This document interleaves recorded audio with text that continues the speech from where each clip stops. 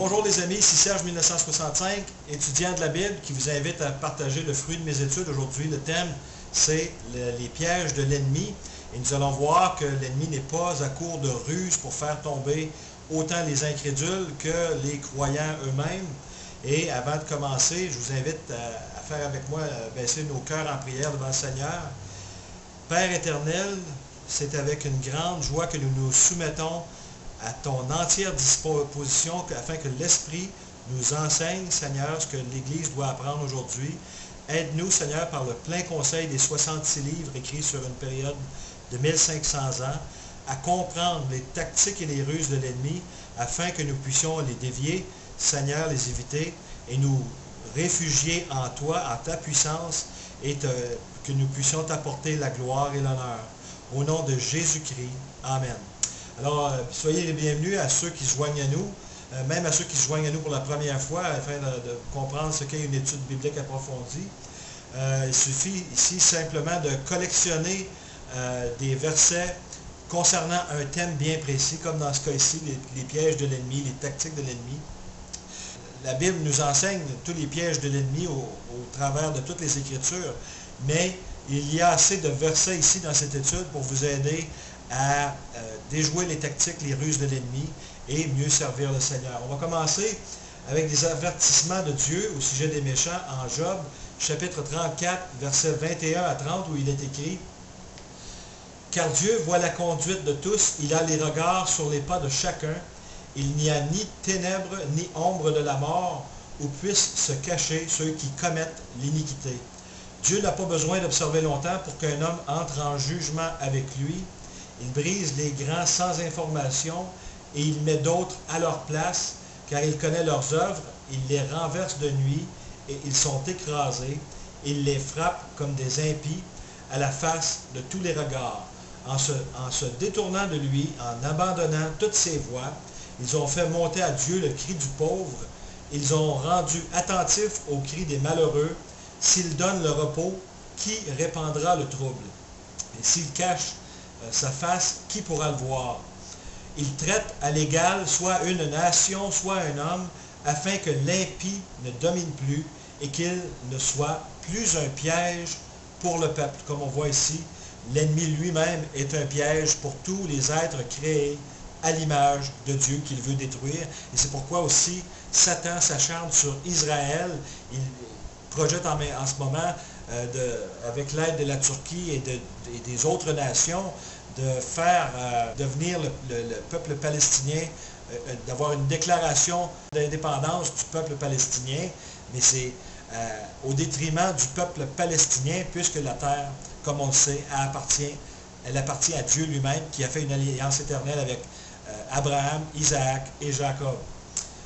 2 chapitres plus loin, en Job, chapitre 36, versets 12 à 19, un autre avertissement, il est écrit « S'ils n'écoutent pas, ils périssent par le glaive, ils expirent dans leur aveuglement, les impies se livrent à la colère, ils ne crient pas à Dieu quand il les enchaîne, ils perdent la vie dans leur jeunesse, ils meurent comme les débauchés. Il te retirera aussi de la détresse pour te mettre au large, en pleine liberté, et ta table sera chargée de mets succulents. Mais si tu défends ta cause comme un impie, le châtiment est inséparable de ta cause. Que l'irritation ne t'entraîne pas à la moquerie et que la grandeur de la rançon ne te fasse pas dévier. Tes cris suffiraient-ils pour te sortir d'angoisse et même toutes les forces que tu pourrais déployer? C'est une matière à réflexion afin de savoir d'où vient la vraie autorité qui est céleste et non pas humaine, la vraie autorité qui est scripturaire et qui est dans les Saintes Écritures, comme le dit le psaume 118, versets 8 et 9, il vaut mieux mettre sa confiance dans l'Éternel que de se confier dans les hommes, il vaut mieux mettre sa confiance dans l'Éternel que de se confier dans les principaux. Alors, notre autorité doit donc être scripturaire et divine au lieu de faire confiance à l'homme.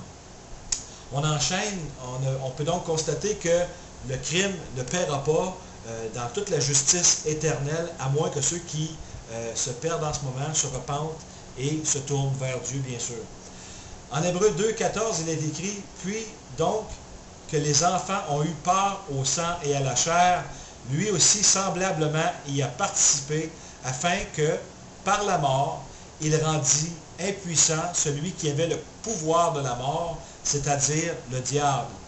En 1 Pierre 5,8, soyez sobres, veillez, votre adversaire, le diable, comme un lion rugissant, rôde autour de vous, cherchant qui il pourra dévorer.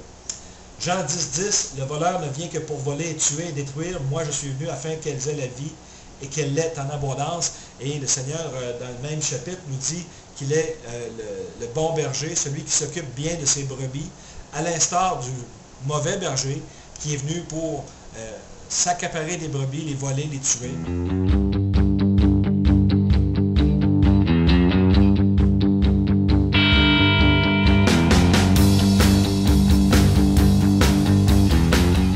Là, est-ce qu'on a affaire aussi, en ce qui a trait à l'ennemi, à un modus operandi? En Genèse 2,17, il est écrit, « Mais de l'arbre de la connaissance du bien et du mal, tu n'en mangeras pas, car au jour que tu en mangeras, tu mourras certainement. » Et ça, c'est la parole de Dieu donnée à l'homme afin qu'il ne s'approche pas de l'arbre de la connaissance du bien et du mal. Mais Satan, très rusé, en Genèse chapitre 3, 1 jusqu'à 4, nous démontre la façon dont il opère pour séduire l'être humain. On va comprendre comment Satan fonctionne. Or, le serpent était plus rusé qu'un animal des champs que l'Éternel Dieu avait fait, et il dit à la femme, « Quoi? Dieu a dit, vous ne mangerez pas de tout arbre du jardin. » Il sème le doute, comme c'est sa première tactique, il sème le doute. Au verset 2, « Et la femme dit au serpent, nous mangeons du fruit des arbres du jardin, mais du fruit de l'arbre qui est au milieu du jardin, Dieu a dit, vous n'en mangerez point et vous n'y toucherez point. » Et ça, Dieu n'avait pas dit, vous n'y toucherez point, c'est ce qu'on appelle rajouter à la parole de Dieu. « De peur que vous ne mouriez. » Et le serpent dit à la femme, vous ne mourrez point certainement. Et donc, deuxièmement, il apporte le mensonge. Donc, première étape, il sème le doute afin de déstabiliser l'être humain. Et la deuxième étape de sa tactique, c'est d'apporter le mensonge. Et le mensonge, pour certains, ça peut être séducteur. On peut prendre les enseignements de Raël. Quiconque n'est pas né de nouveau et qui ne discerne pas le côté spirituel de la parole de Dieu, peut être tenté par le diable de croire que, oui, les extraterrestres nous ont semés ici, qui sont des dieux et qu'ils vont venir nous chercher. Et cela fait en sorte que les gens qui veulent suivre leur mauvaise voie vont tomber dans le piège et s'éloigner de Dieu, et leur cœur sera endurci et risque de ne pas être sauvés et par manque d'amour de la vérité, si vous voulez. Il s'agit ici de bien comprendre qu'il y a un ordre céleste qui est une question de pouvoir et de royaume qui dépasse la logique et la justice humaine.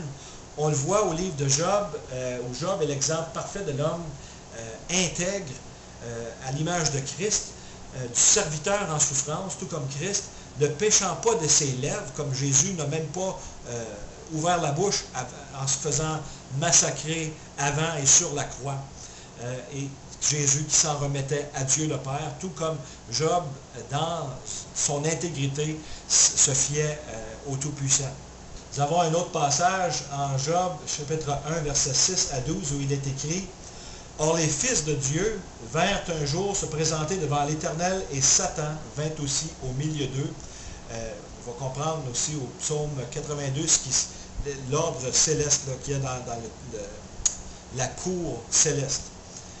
Verset 7, l'Éternel dit à Satan, « D'où viens-tu? » Et Satan répondit à l'Éternel, « De parcourir la terre et de m'y promener. » L'Éternel dit à Satan, « As-tu remarqué mon serviteur Job? Il n'y a personne comme lui sur la terre, c'est un homme intègre et droit, craignant Dieu et se détournant du mal. » Et c'est une admonition pour nous en même temps. Verset 9, et Satan répondit à l'Éternel, « Est-ce d'une manière désintéressée que Job craint Dieu? » Verset 10, « Ne l'as-tu pas protégé, lui, sa maison et tout ce qui est à lui? Tu as béni l'œuvre de ses mains, et ses troupeaux couvrent le pays. Mais étends ta main, touche à tout ce qui lui appartient, et je suis sûr qu'il te maudit en face. » L'Éternel dit à Satan, voici, tout ce qui lui appartient, je te le livre, seulement ne porte pas la main sur lui, et Satan se retira devant la face de l'Éternel. Un peu le même, on va voir dans la suite au chapitre 1 que Satan va s'attaquer exactement comme l'Éternel le lui avait permis. Il va s'attaquer à Job. Et à Job, chapitre 2, au verset 3, il est écrit, « L'Éternel dit à Satan, as-tu remarqué mon serviteur Job une deuxième fois? Il n'y a personne comme lui sur la terre, c'est un homme intègre et droit, craignant Dieu et se détournant du mal. » Et quand l'Éternel, dans sa parole, prend la peine de répéter, disons, un pattern, c'est que il faut porter attention à ce moment-là. C'est une admonition, encore une fois, pour nous à marcher dans une voie intègre, droite, en craignant Dieu et en nous détournant du mal. Il dit que Job demeure ferme dans son intégrité. Il dit à Satan, « Tu m'excites à le perdre sans motif. » Verset 4, « Et Satan répondit à l'Éternel, « Peau pour peau, tout ce que possède un homme, il le donne pour sa vie. Mais étends ta main, touche à ses os et à sa chair, et je suis sûr qu'il te maudit en face. » Et l'Éternel, au verset 6, va dire à Satan, « Voici, je te le livre, seulement épargne sa vie. » Il faut comprendre que c'est précurseur de ce que Jésus va faire à la croix, mais nous aide aussi à comprendre les enjeux spirituels d'une guerre qu'il y a entre autorité de pouvoir dans les lieux célestes. Nous allons au psaume 82 où l'on a aperçu ce qui se passe dans la cour céleste, justement. Psaume 82, versets 1 à 8, il est écrit, « Dieu se tient dans l'assemblée de Dieu, il juge au milieu des petits dieux avec un petit d, autrement dit au milieu des anges. Jusqu'à quand jugerez-vous avec iniquité et aurez-vous égard à la personne des méchants? Rendez justice aux faibles et à l'orphelin, faites droit aux malheureux et aux pauvres, sauvez le misérable et l'indigent, délivrez-les de la main des méchants. Ils n'ont ni savoir ni intelligence, ils marchent dans les ténèbres, tous les fondements de la terre sont ébranlés. J'avais dit, vous êtes des dieux avec un petit d, vous êtes tous des fils du Très-Haut. Cependant, vous mourrez comme des hommes, vous tomberez comme un prince quelconque. Lève-toi, ô Dieu, juge la terre, car toutes les nations t'appartiennent. » Et Dieu parle ici à un certain ordre de juges célestes qui sont des demi-dieux ou des petits dieux, des anges.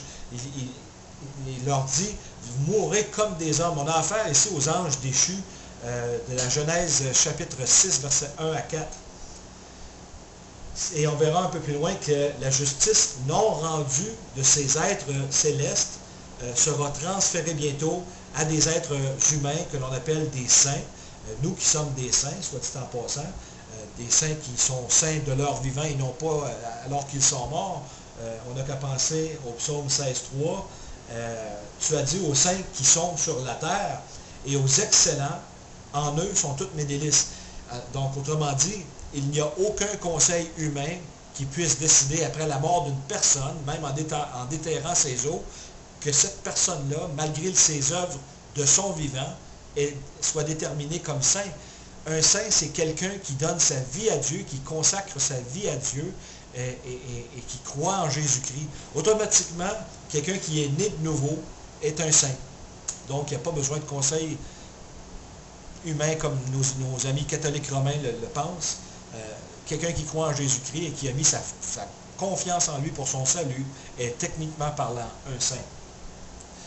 Proverbe 2.7, il est écrit, « Il réserve de saints conseils pour les hommes droits, il est un bouclier pour ceux qui marchent dans l'intégrité, protégeant le sentier de juste jugement et gardant la voie de ses saints. » Proverbe 2.8.